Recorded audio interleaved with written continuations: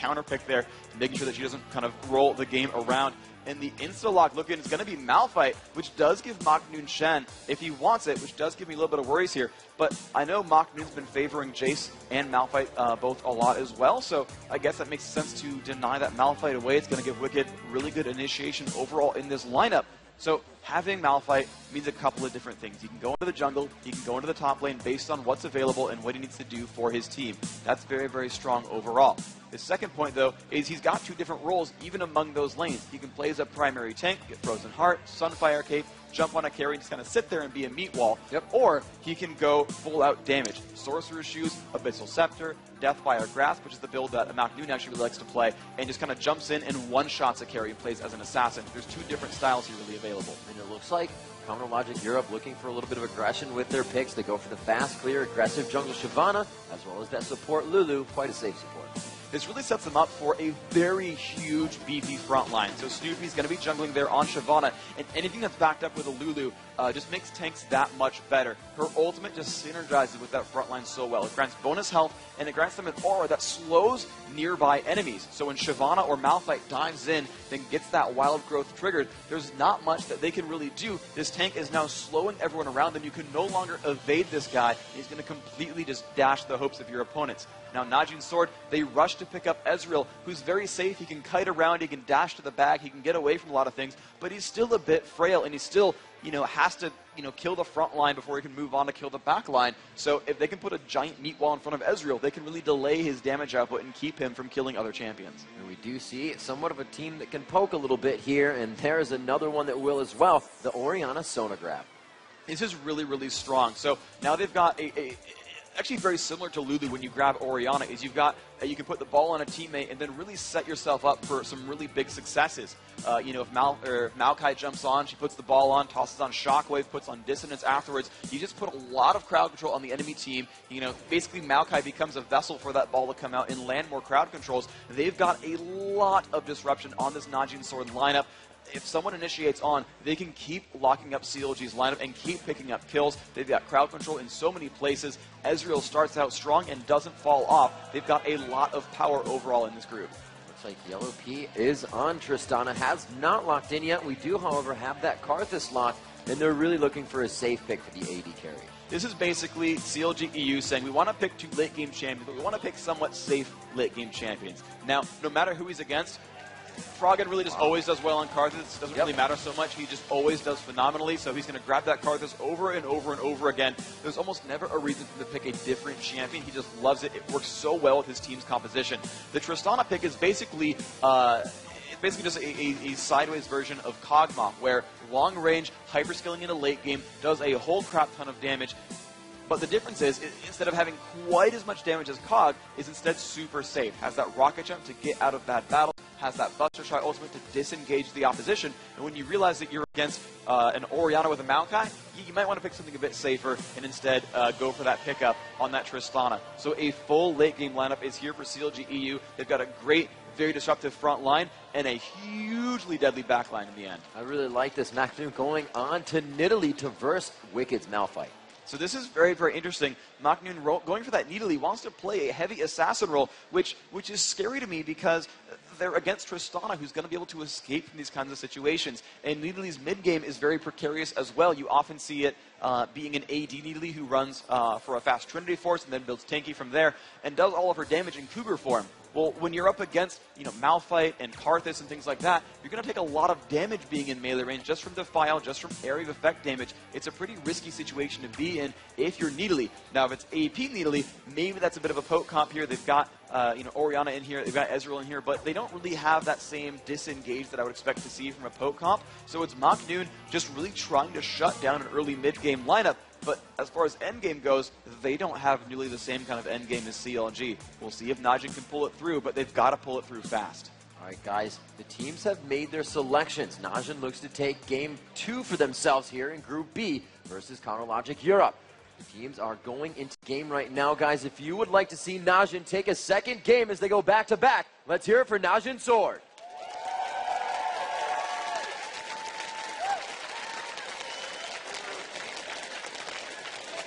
And And if you want to see CounterLogic Gaming EU avenge their North American counterparts and push on forward, let me hear you for CounterLogic Gaming Europe. The name still holding true and strong on American soil. You can see that those cheers very much so behind CounterLogic, but the Najin fans are also in the crowd as well. And we are now ready to go in game. Najin Sword on the red team. Blue team is going to be CounterLogic Europe.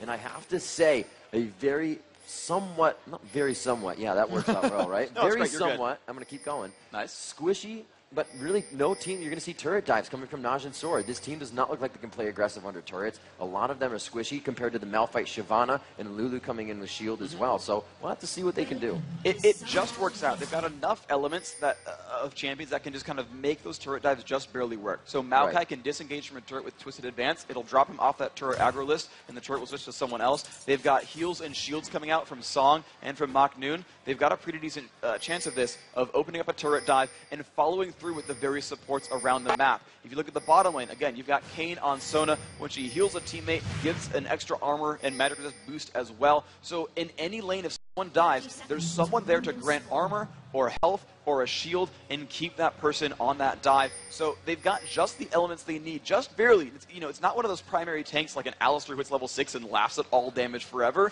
but they've got what they need to actually make those dives happen. The scary thing, though, still, is that they're trying to dive champions who are very, very safe. Trying to dive Lulu Tristana is going to be super hard, especially Tristana with Cleanse. Yeah, that's going to be huge. She can already jump away, then cleanse that out. It's going to be very safe. I don't think we said enough, so one more time was perfect. 1:30 into this one, no invades coming from either side here. We do see that Maokai starting at his regular wraiths, and it's just going to be Malphite down with Karthus. They're going to go ahead and grab that. We've seen a lot of teams doing this now. If it's not going to be a jungler that specifically needs that blue, they just go ahead and give that whole lane to that top side. And it's a really good way to just share resources amongst your team and make sure that you're kind of capitalizing on everything. So Yellow being Krepo right now, finishing the double golems, pulling actually the Lizard to give Snoopy a nice, easy start on this red. And they'll still be able to lock in a lane in time to not really sacrifice much experience overall. On the flip side, Mach Noon not doing much but dropping traps around the map and trying to keep himself safe. So there's a bit of an advantage here for CLG.eu right off the bat. They've got just a little bit more golden experience to share amongst their team. And that blue buff now going to Wicked as he makes his, actually going to middle, I should say, as he makes his way top lane. So he's going to be actually quite hurt coming to this one, but Mach Noon has expended his mana, so he won't be able to harass as much as he would like. Wicked trying to get that passive to come back up before he moves up to that Mach Noon. I believe it was actually on. Shield's quite low at level 1. There it is, broken, and the harassment already starting from Mach Noon. Invasion here by Snoopy in the jungle. He finds Watch, and going into the bush, he wouldn't allow him to take the red. He is going to push the flash out, and that is a lot of aggression taken away from Najin Sword from the jungle. The difficult thing, though, is Snoopy does not have his smite back up. He's going to pull onto this Lizard. They've actually pulled Froggen to kind of fence out and zone away Song, so no one's really here to stop this. Wicked takes a bit of punishment, but ultimately with no one around to stop Snoopy, his teammates doing a great job of calling out who's around, who's moving, and who's not. Despite having no smite and being in the enemy jungle, Snoopy is ultimately safe here. He will steal this red away. That is a very big boost to his team. And that was huge. If somebody were to walk by that, they would have seen that the spawn camp emblem had not died. So you can still figure out that he's taking it. Now that it's down, we're going to be moving off of that. And like you said, Freak, refreshing that red buff and really slowing down that Maokai jungle. He was able to get his blue so he can continue with that speed, but the presence in lane just won't be as strong. 3 minutes and 30 seconds in, we are going to follow if Europe continues to counter gank these objectives. This is really going to be the core strategy here for CounterLogic Gaming Europe. They know, without a shadow of a doubt, that their late game is ridiculously strong as long as they keep the early game from snowballing out of control. But right now, they're keeping the early game very, very tight.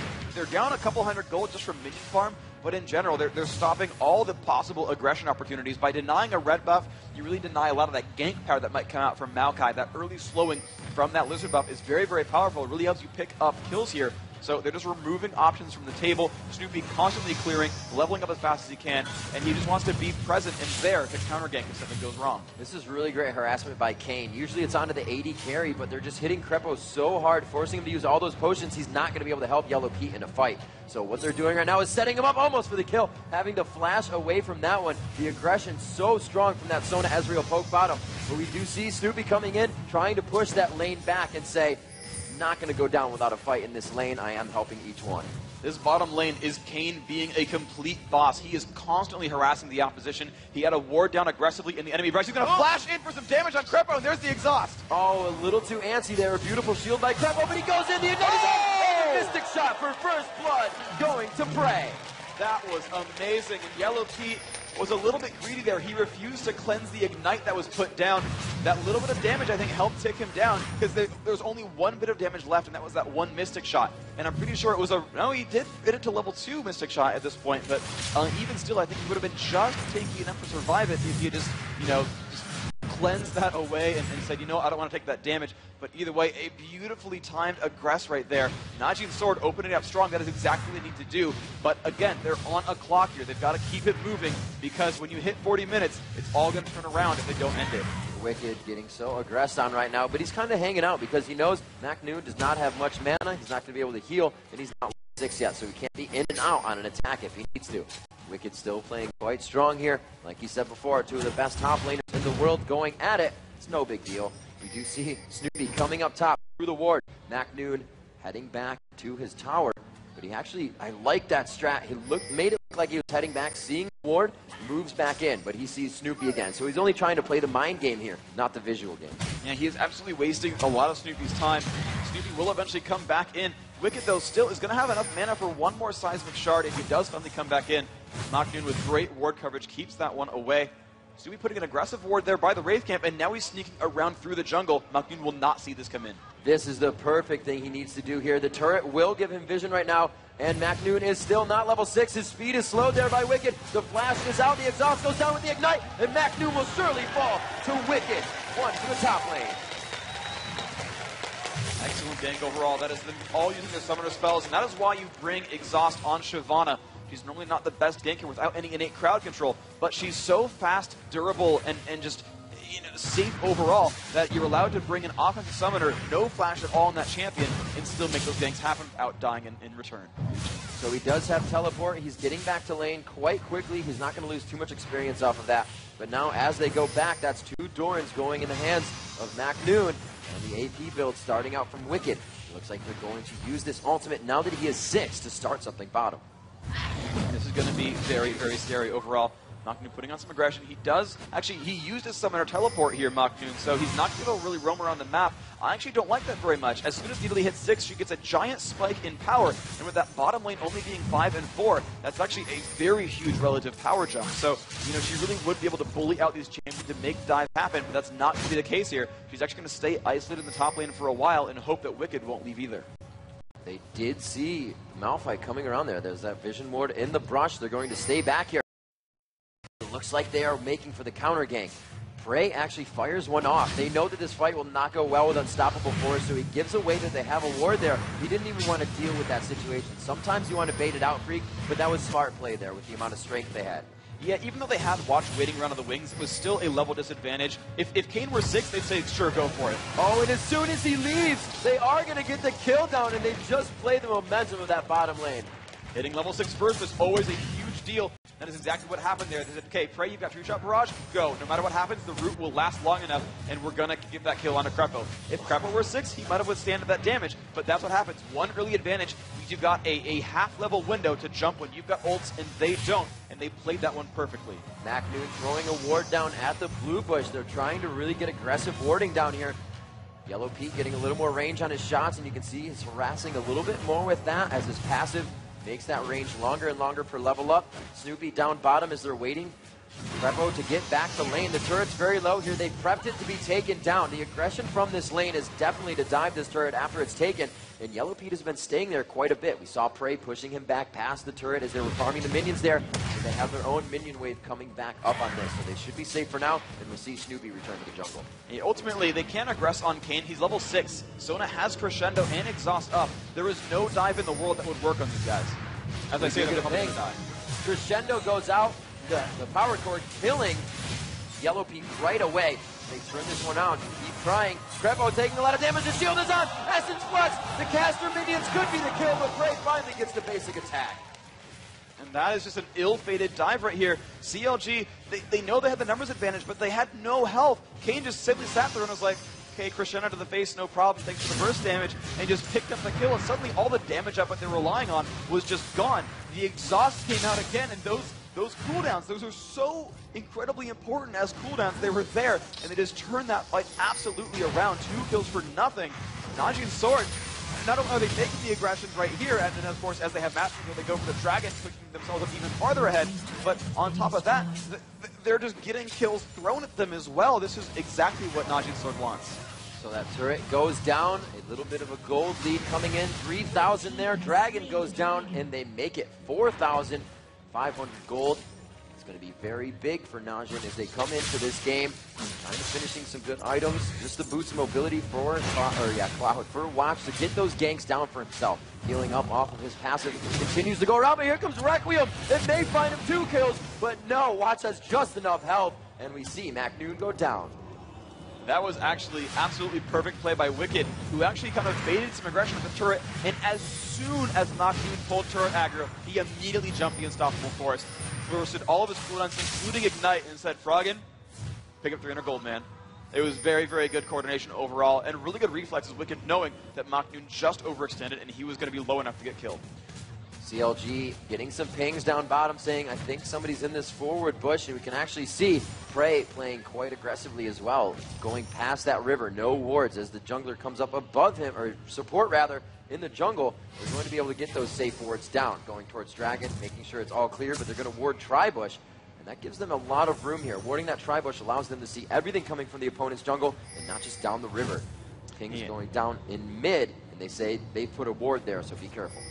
This is really just great ward coverage overall. If you want to check down the mini-map at the bottom right corner, these are the 2 major ward spots you care about when you're the red team. It's the ward by the Wraith camp over towards the middle of the map, and then that ward by the Tri-Brush. You cannot get into the river as blue team without running by one of those, and of course those are the other 2 major gank spots, going through Tri-Brush to lane sneak, or just kind of coming down the jungle. So they've completely shut off all the aggression opportunities, with the exception, actually no, not even with the exception, because they've also warded their very bottom lane brush as well. So there was simply no way for Snoopy to sneak in and screw up their bottom lane. And what Najin's sword is doing, once they've killed that first turret, is they are now freezing the lane. They are refusing to push. They are letting these minions push out to their own turret. Again, they still have the ward coverage to deny any pushes. A flash in from Froggen. He pulls Watch under the turret. He takes some unnecessary damage. Here comes Snoopy. Snoopy and Froggen get the kills assist. And it looks like Song will stay to fight. He has no mana left as he throws out auto attacks, but they find the kill onto Snoopy to trade the 1-for-1 retribution. That is why he runs Summoner Teleport on a top laner. You're going to have so much gold and experience being stuck up there farming minions day and night that you will be a huge force to be reckoned with in a battle. Excellent play there, Macnoon turning that one around. But at the same time, look at just the damage output that came in from CLG.eu. Snoopy and Froggen working together, really picking up the kill on the Watch. That is painful. He had an Oracle, so another 400 gold down the drain. That's really not tracked in the scoreboard. Macnoon completely healing that Q damage as soon as it came off. He didn't even see it hit his health bar. And he does have quite low mana here, taking a bit of damage there, puts himself in and out of bush. Not really going to help him too much. Denies vision, gives him a little bit of speed, but he's really just going to push this lane up into Wicked's face and try to continue to break that passive as his. Take some damage down after that. The red buff will also help, and he can really kite this lane. Like I said, out of mana, doesn't really have to use that in Cougar form, just has to wait for the cooldown. So he's not in a terrible position, but still, Macnoon playing up to his regular aggressiveness. He is playing this lane as perfectly as possible. You look at the minion farm, it's 52 to 108, and he's got a Phage and a Lizard buff, meaning if he ever pulls an advantage, he can just completely shut down Wicked. Just watch him try to run away. That movement speed steal from Seismic Shard lets him run from that battle, but in general, he's going to have a horribly tough time fighting Macnoon here. Yeah, it does look like he leveled that shard up already. Going for the ground slam and does not yet have anything into brutal strikes. Goes ahead and takes a chunk of Macnoon, and Macnoon says that's enough of that situation. I have 964 gold. Gonna go back and finish an item for himself. And we'll see if that'll be boots. He may not need that just yet due to his passive, but he does finish those Merc Treads to cut away that, to give him tenacity to cut away that crowd control that Malphite will be doing. Now top lane as the bottom turret goes down, we see them transfer up to the top three. this is really very typical for a team that starts to play very aggressively. You normally see this kind of play when you lane swap to 2-on-1 lanes from the get-go. But either way, what you've got here is Najin Sword saying, look, we picked up one turret, and now we could build a total lane mismatch here by putting our AD carrying support up against just a 2 versus 1 against Malphite. They're going to go for a lot of turret pressure here. CLG must react to this or lose even more early game advantages. Yeah, last second swap actually came in from Baron's den, knowing to the top lane on Malphite. Push, and he wants them to come down and ward. Little does he know he already warded. I don't think Snoopy has caught that one in front of him. He's going to come out with a well-controlled control, much setting like up RNA's Udyr. No Crepo is with Wicked now, so they got to be thinking, the one advantage that SK has, which is where actually is pretty important, Snoopy? is that Stealing out the Baron den. We see much Orianna going back once again to grab the Wraith. So you should More expect to see CS level up minion faster kills. and 165 now for Orianna to 182 of Froggen. That early blue buff top lane is going to be hit hard. Kane goes in. The crescendo stops them, but the wild growth comes out, popping up Prey. He had enough time to just while out on that CC, and then they continue to go after the fight. A sliver of health for Snoopy, but Wicked is still quite tanky. They're going to hold off on this and run in with the minion wave. Middle lane going down. Froggen gets hit hard as MacNoon transfers from top to mid. And that was just amazing reflexes overall. Actually, the fight might still be on. Watch taking a lot of punishment. Prey and Wicked now standing off in that lane. Snoopy with a really nice move. He knew that ward was actually in that river and simply ulted over that Baron wall, tried to flank on behind his opponents. The Unstoppable Force nearly catching Kane, but he had the reflexes to flash it away and not get harassed there. He managed to turn that fight around and make it safe. As you mentioned, Najin making the plays in mid lane. There's a second turret kill picked up for Najin Sword. They want to keep this pressure on. Again, they are on a clock, and the clock only has about 20 minutes left. They need to keep this game forward and really push to the point where even the late game scaling of Karthus can't keep this team alive.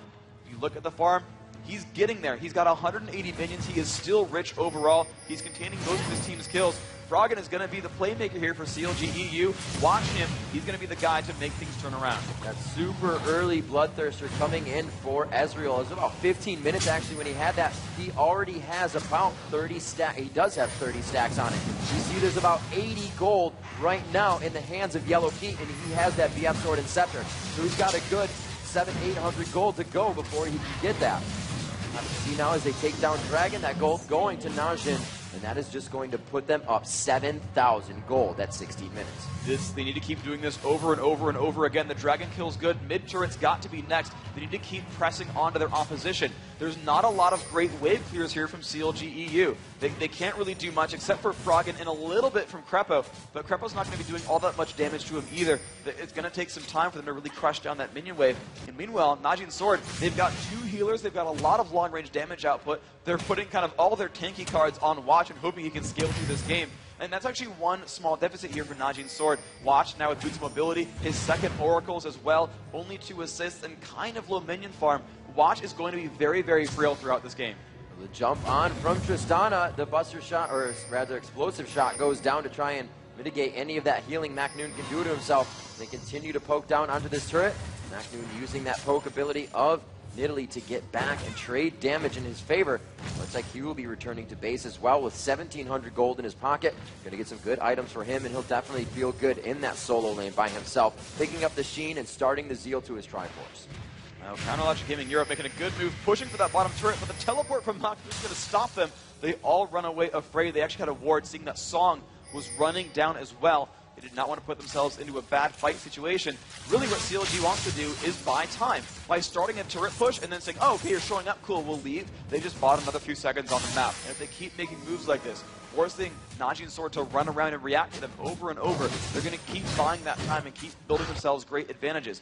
The difficulty here is it looks like Sword knows about this golem. They actually do have it warded. They're going to make the play here. You know, Freak, I'd say at some point it's going to be very scary for CLG.eu to fall this behind. Froggen gets almost wiped out instantly. It only took a few spells. Kane follows right behind him in the 1-for-1. The focus is on Snoopy, and all the Najin health bars are still halfway full as Wicked drains down to nothing. Double kill coming in for Prey. MacNoon following from the backside as we have a slow coming from Crepo. And will they follow over the wall? They do. MacNoon in super aggression mode, trying to find that way out, but he cannot do it. Crepo goes down, and it's going to be Yellow Pete left alive bottom. 10-4 in 19 minutes. And it looks like it's now daylight savings time for Najin's sword. They've just added more time to that clock because when you realize that Tristana is super awesome late game, but only has a BF sword, look at Ezreal. Look at those 6 kills on Prey. He is going to be doing so much damage here that there's not an easy option here. You're just watching these team fights turn around so very quickly. So much crowd control from Najin's sword. They didn't even have to use Crescendo. That's still up for Kane. He was like, yeah, triple kill, no problem. No one needed. We'll just keep fighting you one at a time. And really, that kind of happened there. CLG.eu kind of limped in one at a time, and they're just continually putting on the pressure. They finally picked up that middle turret. That is 3 turrets for them. The Dragon coming up before too terribly long as well. They're going to keep that underway. The Dragon 22:30. It's still a 3-minute timer to go for that to be back up. And you know, they're going to keep pushing onto this, but now it becomes a little bit more difficult for Najin's sword. Again, they're getting very far and they're getting very far ahead, but it's going to be harder and harder for them to force fight. These turrets are now harder to reach. The impact of a single dragon starts to mean less and less as these teams get more gold. The pressure is still on them to make some moves. So, Freak, we see the importance of farming. 225 minions in mid for Karthus, 221 for Orianna. Obviously, these minions don't just spawn in lane. Where are they getting all of this? They're running into their jungles and sharing the resources with their teammates. They're running in there and saying, hey, you know, this camp, and it's typically the Wraith camp. That's usually the most frequent one there, is they just run off to that side and pick them out and pick up a bunch of gold. Now, those Wraiths aren't worth as much gold individually as lane minions, so you have deceptively large numbers of minion kills that aren't really worth the same amount of gold each, but it still builds in these really good advantages. They're still getting a lot of gold every time. It's about 60 gold every time you clear that camp out. It's a nice chunk of money. Some even go for the Wraith camps as well and keep clearing more things out. You see bottom lane going quite aggressive on Yellow Pete. The cleanse is used, and he pretty much avoids everything there. And we can just see Najin hightail it out of there saying, wow, we just blew a lot of cooldowns, and we're being closed in on. But this could be bad. EU has been on their heels in every fight as Najin turns it around seamlessly within a bush, within the open. And it looks like CLG knows this. They turn around and say, that was not our engagement. But look at the split push coming now from Najin. They just leave Prey top, and that is going to be a huge split pusher. Ezreal can get that attack speed up as he hits his abilities and really crush down turrets. That was a really risky move because they had what was a 4v5 at the bottom half of the map. If CLG.eu was able to catch them, they could have turned around a 4-for-0 trade right here. Froggen in a duel with Prey, doing so much damage back to him. Can he pick this up? Oh, he gets the heal. That may be very helpful for him. Wicked is there, however. They put Karthus on the other side as the flash went down. A lot of damage going towards Wicked. He unstoppable forces out of the fight and gets Crescendo to go down. After using his ultimate, the focus on Crepo will for sure be a tower dive. And another double kill coming in for Prey. Najin sword support, Kane picking up a kill as well. And now up 12,000 gold. They're going to make a move for Baron. They feel strong enough that they've got what it takes to kill off this epic monster here before 22 minutes. CLG.eu, Snoopy could attempt for a steal, but he's back in the base right now. And with Ezreal so farmed, I don't know if they quite have the damage out, but Orianna is also great at DPS and single targets. Looks like it's not even going to be an attempt by CLG.eu. This will be a free Baron pickup for Najin's sword. They have made all the right moves this game. Freak, I believe that's the second fastest Baron we've seen in the tournament here. 22 minutes in. They have great items under their belt and almost finished Triforce, which just got finished due to that gold coming from Baron. 8-0-3 on Prey this matchup. So well chunked down, just missing that. Top lane, Snoopy grabbing up these minions, just continuously pushing out. Everything is on their side of the map except for bottom lane right now. And since that Baron objective is down, they can focus there because of Dragon, but it's just going to be hard for them to really stop anything top with a split push bottom. Exactly, and they're just continuing to scale as well. It's the one really big saving grace here for Najin's sword. While a lot of their champions are mid-game focused, any attack damage carry, especially ones like Ezreal, will scale phenomenally with items. And if you compare directly those two AD carries, you only see a 60 minion kill difference, but actually Prey has about double Yellow Pete's gold. They're about to duel. Watch how easy this is for Prey. As they come into the lane, Yellow Pete is going to jump. No Yellow Pete runs away. Should follow. Yeah, really hard complete runaway. That was a huge fight.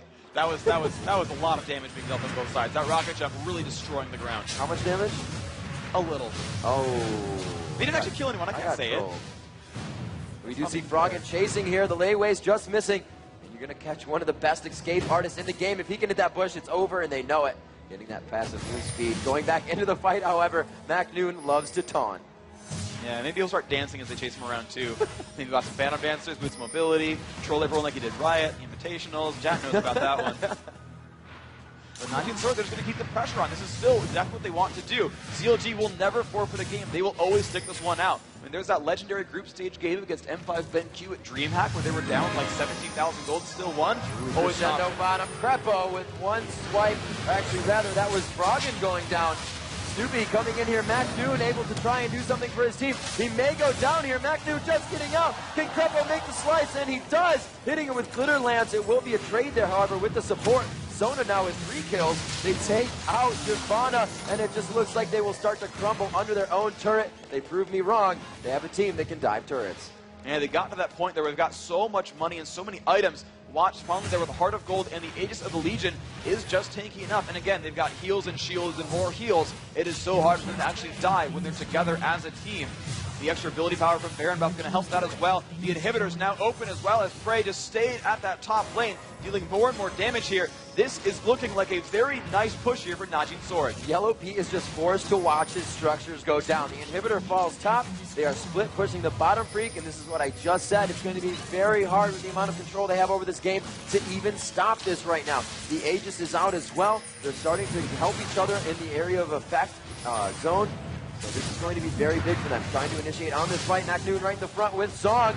Song being very aggressive right now as they just wipe out Crepo. As they see the health bars go down, this says we want to initiate that much more. Going right in on Yellow P. Macnoon hardly taking any damage. And there the Twisted Advance locking up Yellow P. They're all about the Nexus turrets now. The inhibitors are down, but they're just fighting for the fountain steps.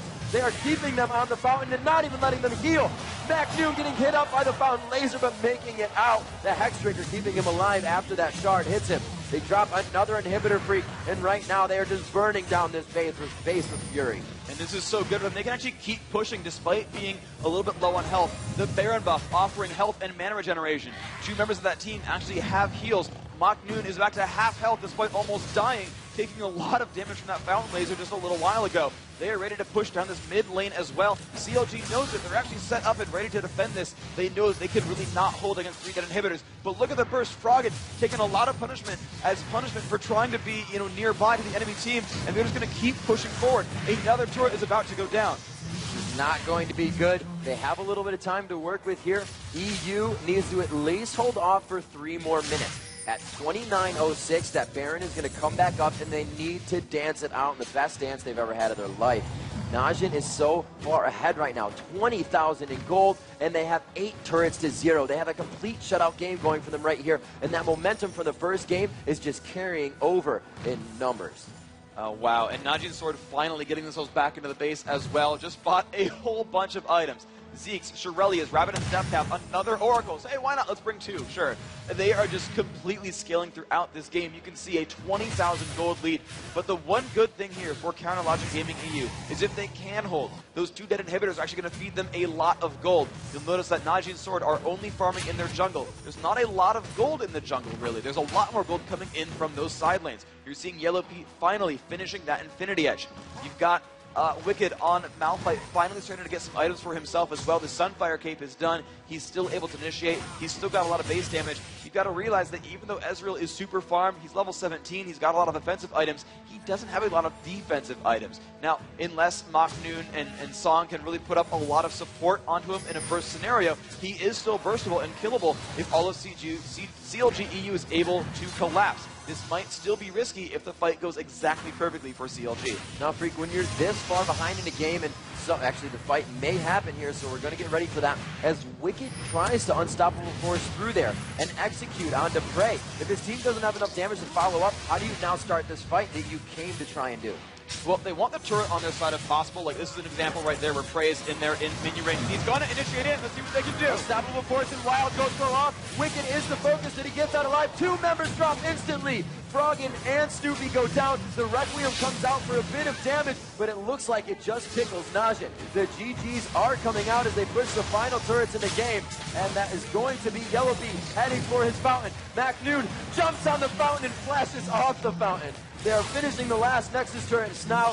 We do see them just milling about right in front of the fountain. They are just messing with the fountain laser. The damage is going down on the Nexus. Najin going up 2-0 and taking out Counterlogic Europe. Nice job. Najin Sword playing that one so clinically. This looks like a different team from the one we saw in the OGN Champions Summer League right there. They came out with a vengeance, aggression from minute one. The confidence too, picking early game champions over and over again, saying, you know what, yes, we'll pick Melee to shut down Malphite. We know Malphite's better late game. Nah, they're not even going to get to late game. Karthus, Tristana, no problem. Let's press now. Let's go for kills now. Let's keep the pressure going. They grabbed a heavy ganking jungler from Maokai who can clear the jungle pretty rapidly and then move on to those lanes and pick up kills. And pick up kills they did. Najin's sword opened up a lot of openings there, dealt a lot of damage, and then closed the door. And they shut that game out. That was amazing play by Sword. Every single move they made was the right one. Beautiful job. You know, Freak, it's different. Usually you don't see a team consistently going for the support. But when it's not a sustained support, and you have somebody that's going to help out their AD carry by a shield and has to stay close in the fight, they picked up so many kills off of Crepo because they continued to power court him. Just Kane doing such an amazing job, continuously harassing, setting up that lane to be ganked, and just killed whenever they wanted. They prepped the turret really early. They were diving under it, and they were just having the time of their life in that bottom lane. Yeah, it was just absolutely perfect. It was a full poke lane with Sona Ezreal. When you've got a lane like that, you just keep looking for damage. And it seemed like Crepo just wasn't quite ready for that. He kept taking harassment over and over. And I don't want to clown on him. He's an amazing player overall. But that lane really was opened up by Najin Sword and especially Prey and Kane together, opening that bottom lane for all the aggression. So now let's take a look at what that means for Group B so far.